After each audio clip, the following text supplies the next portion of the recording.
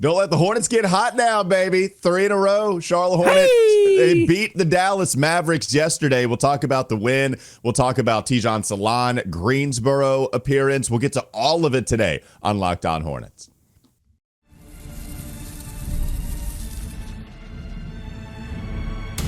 You are Locked On Hornets, your daily Charlotte Hornets podcast. Part of the Locked On Podcast Network, your team every day. In a minute, cuz we live.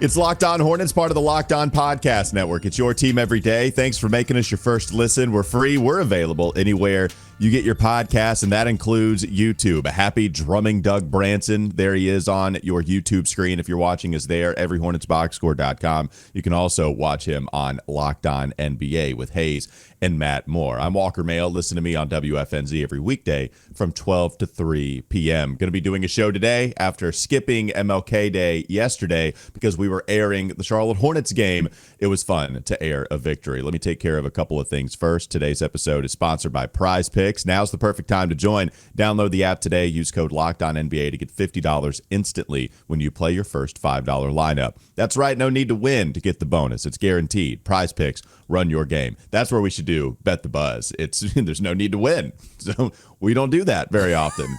Prize Picks, baby. That's where I perform my best. Same here. There's no need to win.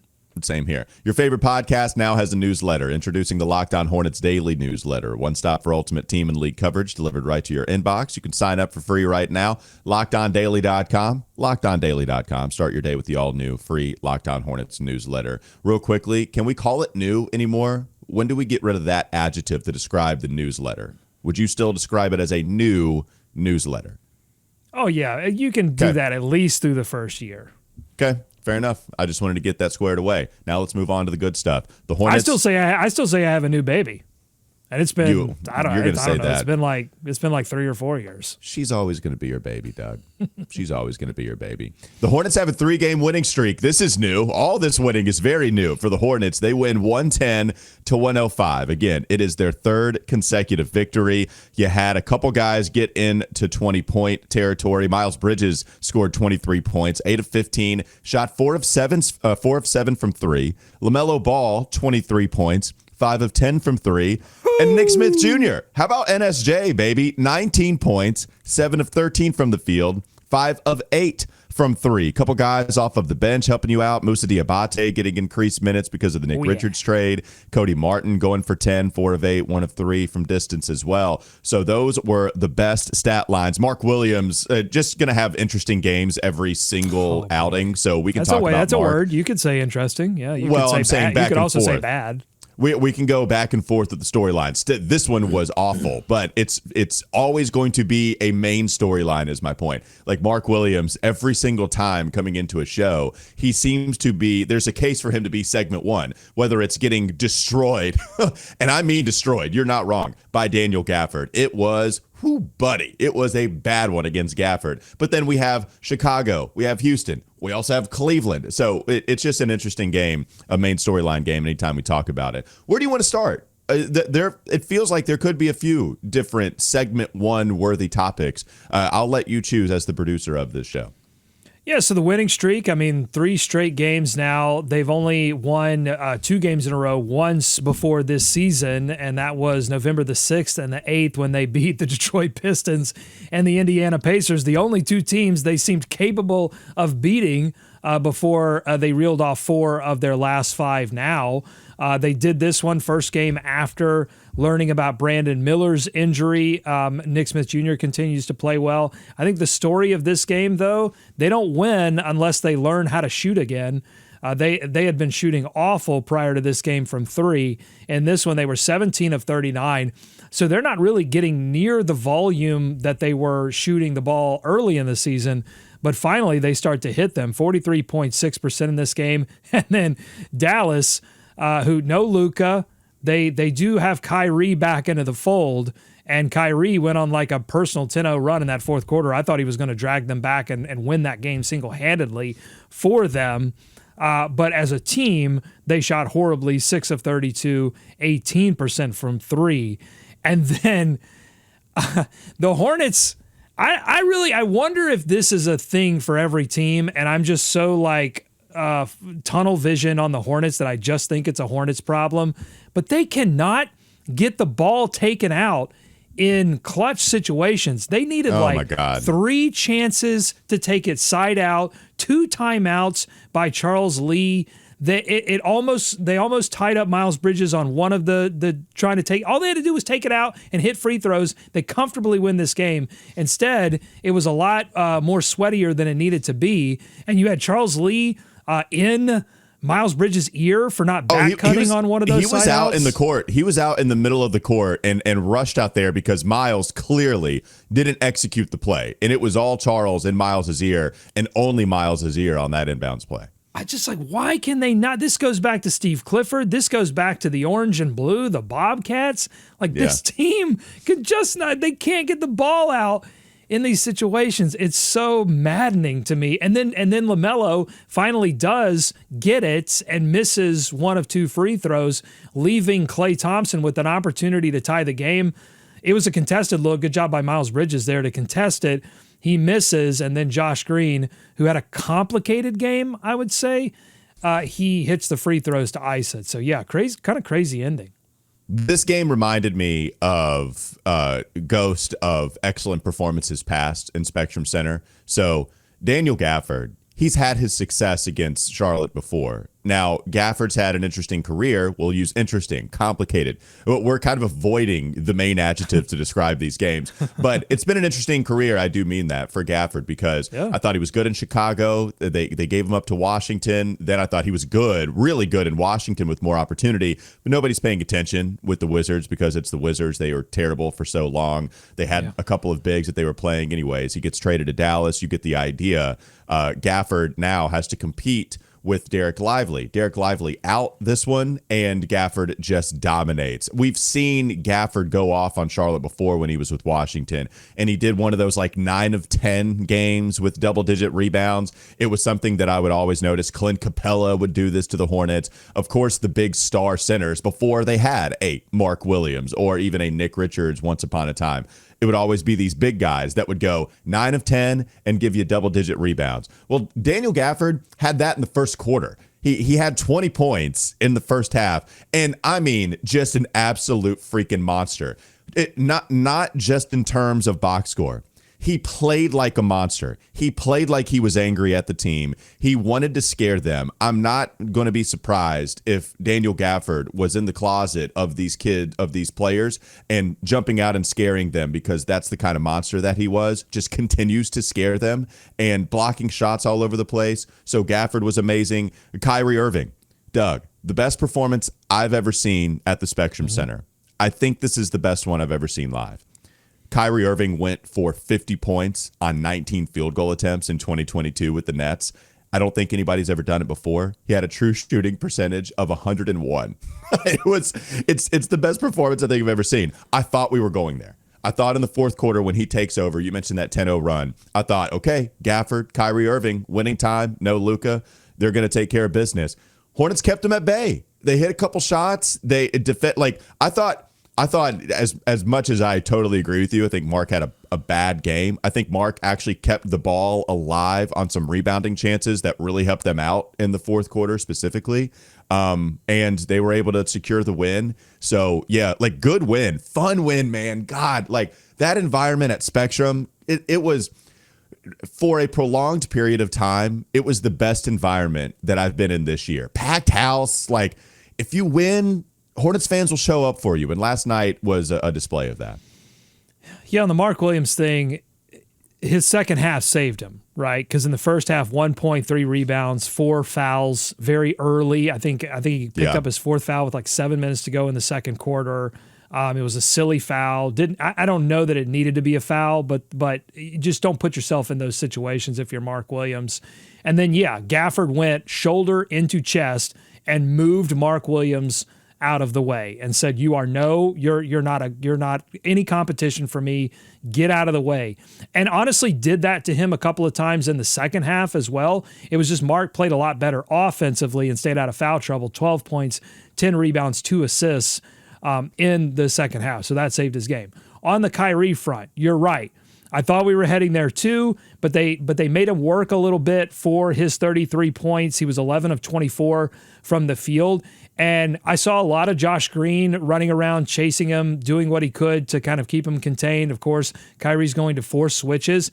I'll tell you the guy who I thought helped the Hornets distract Dallas long enough not to give the ball to Kyrie to end that game. And I thought it was LaMelo Ball. I think LaMelo Ball. It was. Yeah. I think he recognized that the whistle was pretty loose up top. It was not. It was a little tight down low. They were calling a lot of stuff at the rim.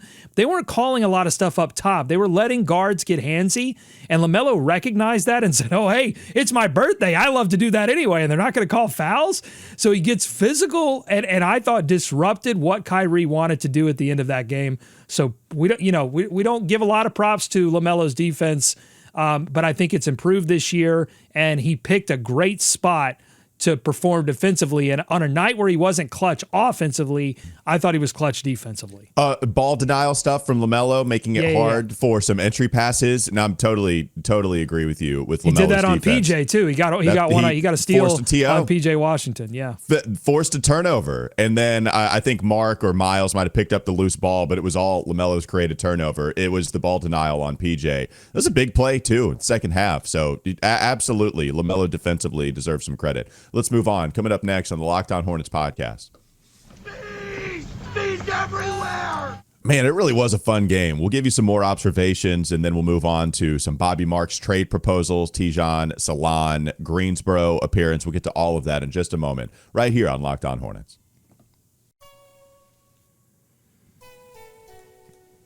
This episode is brought to you by FanDuel. From the first whistle to the final drive, FanDuel makes the NFL playoffs even more exciting. Right now, new customers can bet $5 and get $300 in bonus bets if you win your first bet. That's $300 to keep the action going. The FanDuel app is easy to navigate, and the variety of bets keeps every game exciting. Plus, when you win, you get paid instantly. No waiting around for your winnings, whether you're betting on your favorite team or just looking to add some extra excitement to the playoffs. FanDuel has you covered. Just visit FanDuel.com to join today and get started with $300 in bonus bets. That's FanDuel.com. Make this playoff season unforgettable with FanDuel, an official sportsbook partner of the NFL. More Locked On Hornets ahead.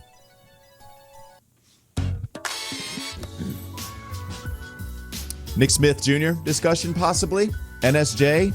Look, man, shot making. I think if you could view this one of two ways. You could either view Nick Smith Jr.'s play as a big reason to keep him. I don't think you're wrong. You could view Nick Smith Jr.'s play as a reason to trade him. I would understand your point there as well.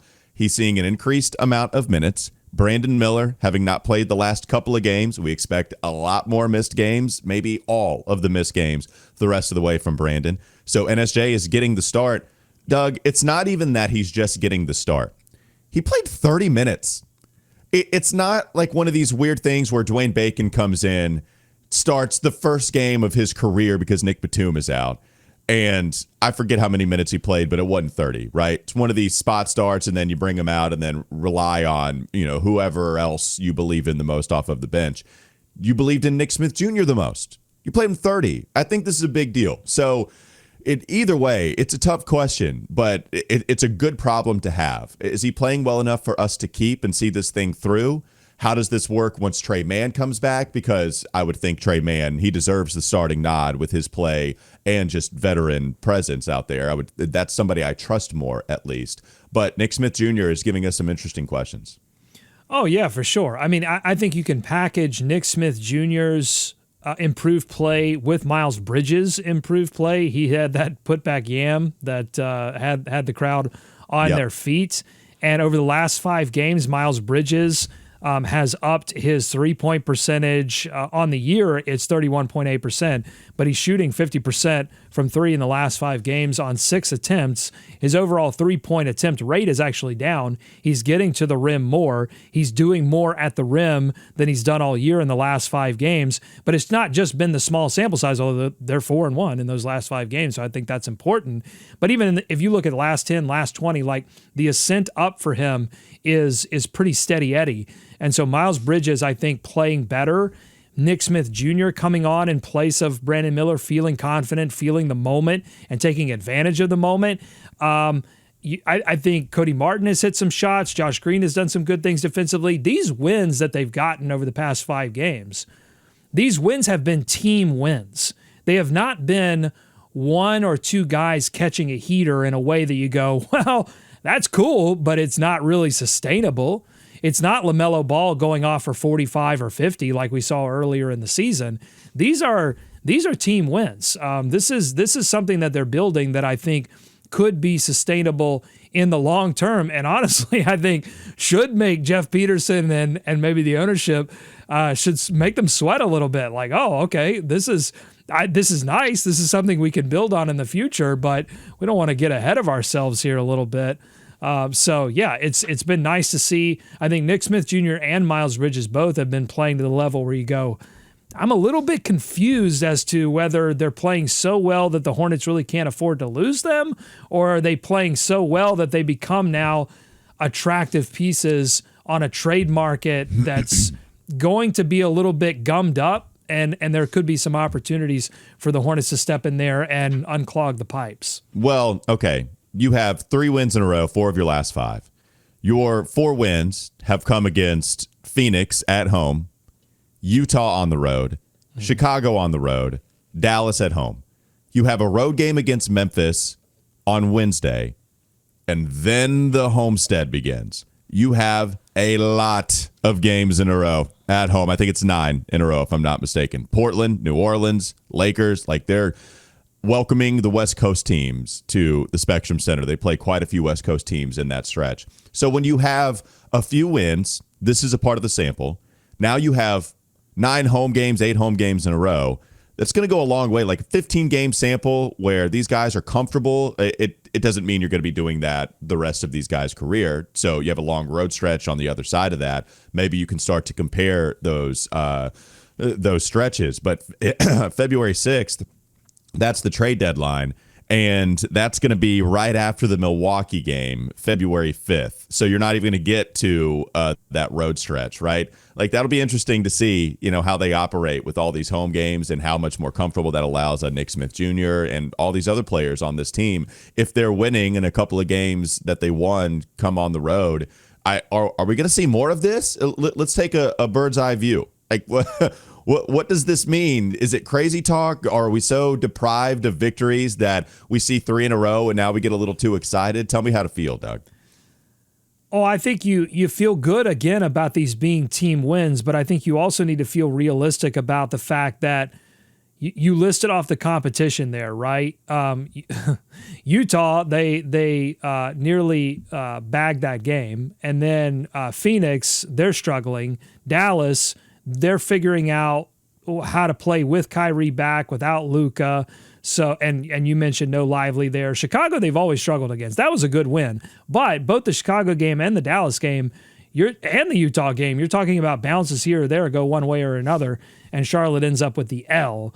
So these are not dominant victories. This is not anywhere near a playoff team. I would still say this is a bad team, but it's a bad team that's finally figuring out how they want to play together. They're finally figuring out how Charles Lee wants them to play. And, you inject some talent into this team in the offseason. Now we're talking. But right now they're just playing more confidently. That's where I'm saying that that Jeff Peterson should be sweating. Not that this is going to suddenly become a playoff team. It is not. But that they could start to beat some of the bad teams that they should beat when you just look talent to talent. And maybe win too many games. So that's when I think they start to evaluate the trade deadline as opportunities to keep their first round pick and make that first round pick a good one.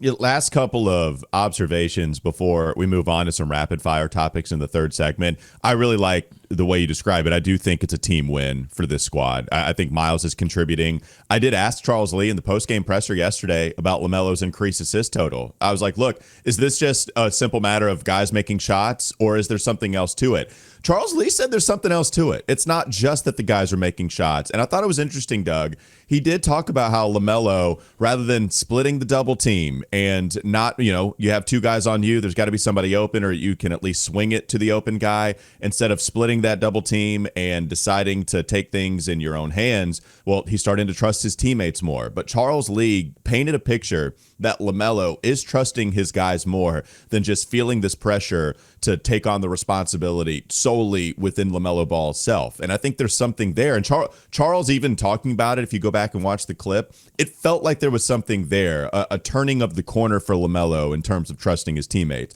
That would go a long way in describing not only the uptick in assists, which he's had 9 or more in the last 4 games, but also it would go a long way in the decrease in field goal attempts, which we've talked about. So it makes all the sense in the world. And guess what? They're winning some games. Like in crunch time, they're 4 of their last 5. This is a winning player? What you want to see? No. Don't get crazy. He's not an all-star. He's not a winning player. Don't get crazy, Doug. Tim McMahon. This is all about. That's it. His assist numbers are all about convincing the media not to completely tank his odds of becoming an all-star. No. What I think it's actually about is. I think there's a couple of things. I think there is this is a speculation on my part because I've done no reporting on this, but I would not be surprised if there was some language told to LaMelo around the time of him signing his max contract. And actually we got a couple of hints about this from Mitch Kupchak, that there was something said to LaMelo about, okay, if you sign this, like, it requires another level of play. And I just wonder if there was some negotiating on his part about figuring what that meant. Like, does it mean I have to have an increased scoring role? What is it? The pressures of that, I think, are something that all young players have to figure out. And so maybe there's a little bit of that. There's getting used to how he's played forever and how Charles Lee wants him to play. You saw that negotiation happening when he got benched against the Nets earlier in the season. And then I think, too, we have to look at the Brandon Miller injury and continue to monitor that, because earlier in the season, teams were deciding to double Brandon Miller and not double LaMelo Ball. Now you saw Dallas, they were throwing doubles at LaMelo left and right. It forces him to evaluate those double teams in a different way and to make plays for other people. So, I think you kind of, it's not one thing that has caused LaMelo to like turn a switch on and go, okay, now I'm going to focus on my assist. I think it's all of these things converging at the same time. And there were times where splitting it put some pressure on the defense, but also Charles Lee liked him passing out of it. Last thing you mentioned, like, was there something told to LaMelo about after signing that max deal? I remember talking to Terry about it. Like, hey, when he gets paid $200 million, is there this underlying feeling of who the guy is? He's like, oh, no doubt. As soon as LaMelo gets the money, we know what time it is. The whole team. It's a business, but everybody knows what time it is at that point. All right, coming up next on the Locked On Hornets podcast. Bees everywhere! We have rapid fire topics. Talkies are all right. Talking the topics. Rapid fire topics. We have Bobby Marks trade, Tidjane Salaun, Greensboro appearance. We'll get to that coming up next. LOH.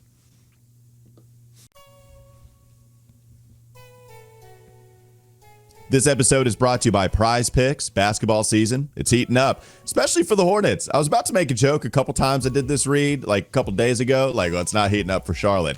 Au contraire, it is heating up for Charlotte, but also it's heating up in the NBA. There's no better way to get real money action while watching your favorite NBA stars than with Prize Picks. Whether you're a diehard fan or just love some friendly competition, Prize Picks makes it fun and easy to turn your basketball knowledge into cash. Here's how it works. Pick more or less on at least 2 players for a shot to win up to 1,000 times your cash. Think LeBron's going to drop 30, maybe Luka's getting more than 8 assists. Prize Picks. I'd take less than on that right now. I think you're right. He's rolling around on a scooter. 0 in yesterday's game. Think LeBron's going for 30 or Luka's getting more than 8 assists? You want to bet the under on that? That's fine as well. Prize Picks lets you make your predictions and put your money where your mouth is in just 60 seconds. Now's the perfect time to join. Download the app today. Use code LOCKEDONNBA to get $50 instantly when you play your first $5 lineup. That's right. No need to win to get the bonus. It's guaranteed. Prize Picks, run your game. More Locked On Hornets ahead.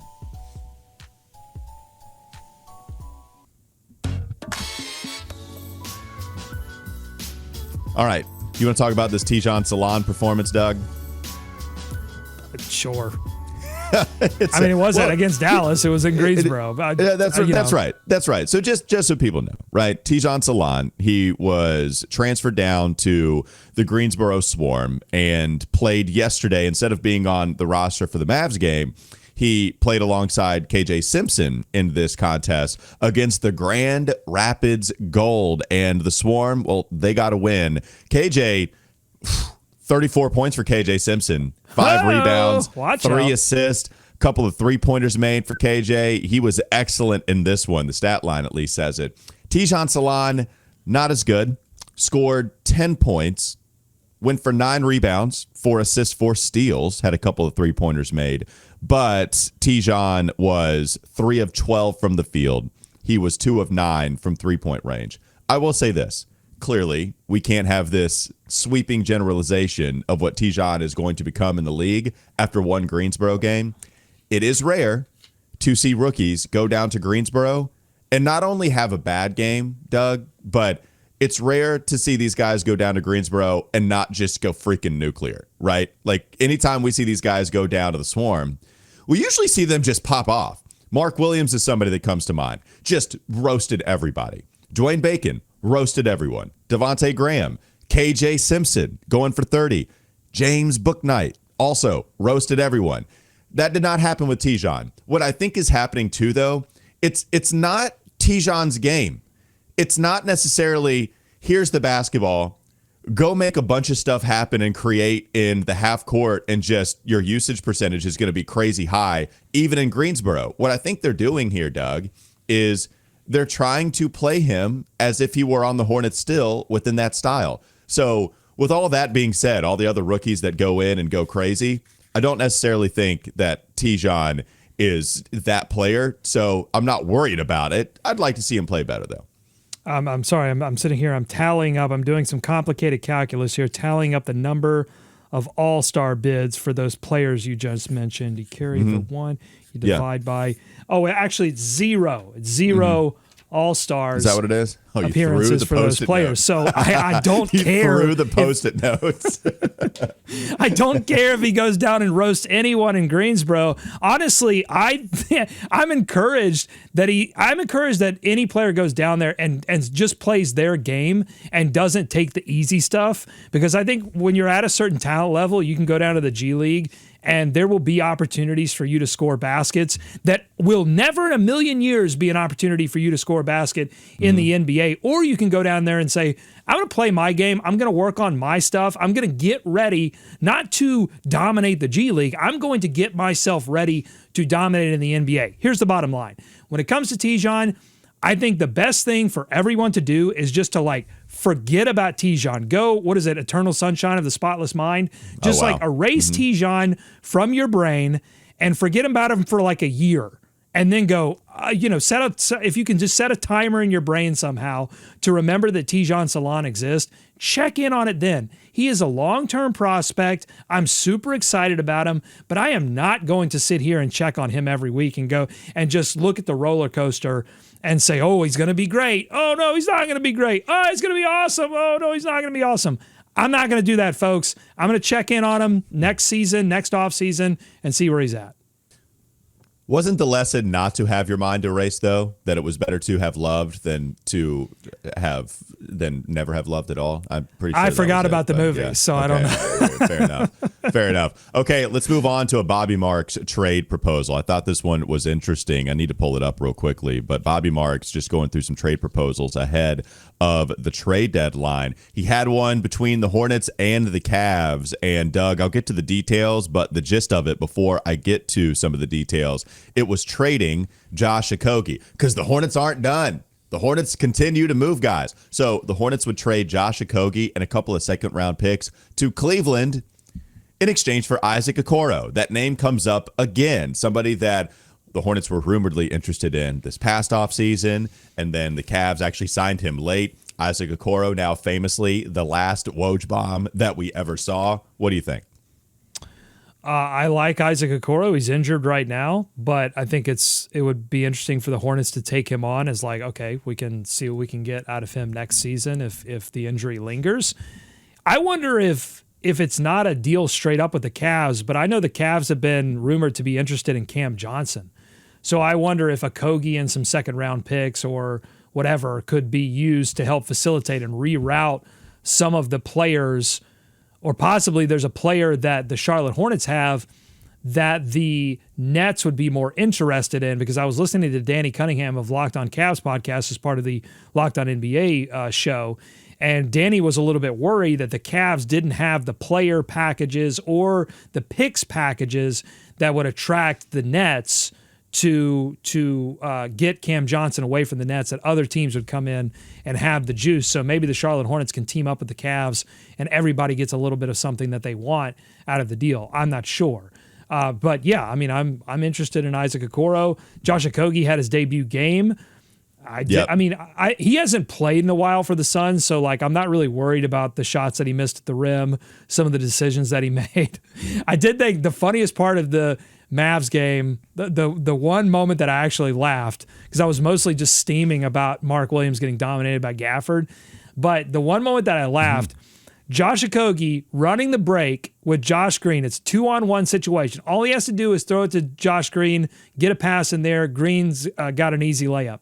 Instead, he shovel passes it backwards to Vasa Micic for an open 3-point shot that Vasa absolutely bricks, and he bricks it in every conceivable universe. And I wrote down in every Hornets box score, Josh, you're on the Hornets now. You're not shovel passing to Kevin Durant. You're not shovel passing to Devin Booker. You are shovel passing to Vasa Micic. Just make the easy play, get the easy two at the rim. Don't play like you were taught to play with the Phoenix Suns, because the Hornets don't have Phoenix Suns talent. Unless you see a sleeve full of tattoos that indicates that that's LaMelo Ball that you're tossing the basketball back to, don't do it. No Brandon Miller either. So you can't even do it to Brandon Miller. Yeah, that's right. So he's even out. Real quickly. So yeah, the details were just that. 2 second-rounders, Josh Okogie to Cleveland in exchange for Isaac Okoro. James Plowright actually had it on Twitter. This was a trade idea from Bobby Marks thrown out there on Kevin O'Connor's podcast, Kevin O'Conman, as you like to call him. So the Cavs need to shed $1.9 million to duck the tax, also have extensions kicking in next year, so they need to save some money. So even if it feels light for Isaac Okoro, who is not some great player, but I think probably a better player than what Josh Okogie is, it would be my evaluation, having watched them very little. Yeah, and the the Cavs have a lot of Okoros. I'm like, he's a Okoro in a sea of Okoros. So the difference in money, being barely able, allowing Cleveland to barely duck the tax there, but it makes sense. So maybe the Hornets could get a guy that they want all along, and basically it would be netting the kind of compensation that it would get to get Okoro, and Nick Richards, I guess, would be out there. You could do the math and the degrees of separation, but it'd be interesting to me. So yeah, that's a small deal. And I'm just going to say this in the 33rd minute of this podcast. It's going to get buried, so I need to just re-say it at the top of the next podcast. I'm just looking at this trade deadline, and I'm wondering, is Jeff Peterson and the ownership group, Schlotkin, they've said all the right things. If you're a reasonable person and you've paid attention to how the Oklahoma City Thunder and the Houston Rockets and the Indiana Pacers and all of these mid-market teams, how they've built their teams, they've built it patiently, they've built it through the draft, they haven't made crazy moves, and so they've said all the right things. And yet, it's the people that are the most buttoned up, and it's the people that are saying all the right things. Those are the people that scare me the most, that they're just going to suddenly do something crazy. And I just wonder if a bigger shakeup isn't coming for the Charlotte Hornets. I don't know what it would look like, but I just wonder if Jeff Peterson is going to show his bass at this trade deadline, if he is going to do something insane to completely shake up this roster to next season. I would just say I would be surprised because of everything that they said. They would have a lot of explaining to do, but at the same time, I would not be shocked. Okay. Bob Bass, just for those that don't know, Bob Bass, the great GM of the 90s for this Hornet squad, that despite pressure from the owner, was able to continue to, despite unwarranted pressure from the owner to continue to turn out good teams and also trade your best players, was still able to create some good rosters. So can Jeff Peterson show his Bass? Yeah. Now, Bob Bass never traded a good player off of a bad team. That would be the difference here, right? I mean, he was always trading good players off of good seasons, I think. Because he created them, right? Because it's like, okay, how in the world do you survive trading your best players every other freaking year? Like, how do you do it? Look, I love Bob Bass so freaking much. I can't, it's wild. Like, I think I'm not kidding. I think he's one of the most underrated GMs of all time. Considering the small market, considering how Charlotte stayed afloat, I want to see the 30 for 30 on Bob Bass. I want to, and I'm glad I'd be one of 10 people watching it. That'll do it for Locked On Hornets. Thanks for making us your first listen. We're free. We're available anywhere you get your pods. That includes YouTube. Doug Branson, everyhornetsboxscore.com, along with David Walker. There you can find subtext information. Also listen to him on Locked On NBA with Hayes and Matt Moore. I'm Walker Mail. Listen to me on Wes and Walker Sports Radio 92.7 WFNZ every weekday from 12 to 3 p.m. Have a great rest of your day. We'll be back with you tomorrow. Whatever he does, we know he's going to work his Bass off.